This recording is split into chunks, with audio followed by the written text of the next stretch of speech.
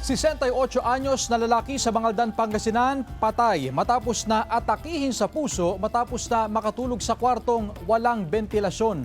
Tutukan sa report. Natulog sa kwarto, ngunit hindi na nagising. Ito ang nangyari sa 68 anyos na si Tatay Rodolfo Viado ng Barangay Gasang, Bangaldan, Pangasinan. Kwento ng asawa, bandang tanghali nitong nakaraang Martes nang magpahinga si Tatay Rodolfo sa loob ng kanyang kwarto. Nang gisingin daw siya ng kanyang apo bandang 2:00 ng hapon, hindi na raw siya tumutugon. At nang lapitan, hindi na raw humihinga at wala na ring pulso. Hayaan nilang natutulog lang dyan. Tapos, nung gisingin na, hindi naman magising. Hindi namin inaasahan na mangyayari, oo.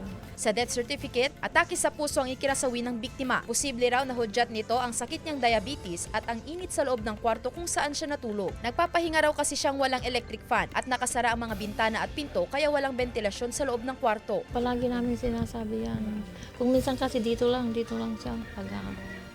Pag tanghali dito lang nagpapahinga. Ayon sa Health Authority, maaari raw matrigger ang acute myocardial infarction o heart attack sa mga lugar na sobrang init. Mas mataas din ang panganib nito sa mga senior citizen dahil mas mahina na ang kakayahan ng kanilang katawan na kontrolin ang kanilang temperatura. Ang binabantayan po talaga ng Department of Health yung ating mga heat-related illnesses katulad po ng heat stroke at heat exhaustion. Historically, kapag mga ganitong panahon po, tumataas yung kaso natin ng heat-related illnesses dahil nga po tumataas din yung ating heat index. Pinaaalalahanan ng Health Authority ang publiko na tiyaking may maayos na daloy ng hangin o ventilation sa loob ng bahay at silid. Ugaliin ding uminom ng sapat na tubig at iwasan ang matagal na pagbabad sa init lalo na tuwing tanghali kung kailan mataas ang temperatura. Sandy Salvacio, One North, Central Luzon.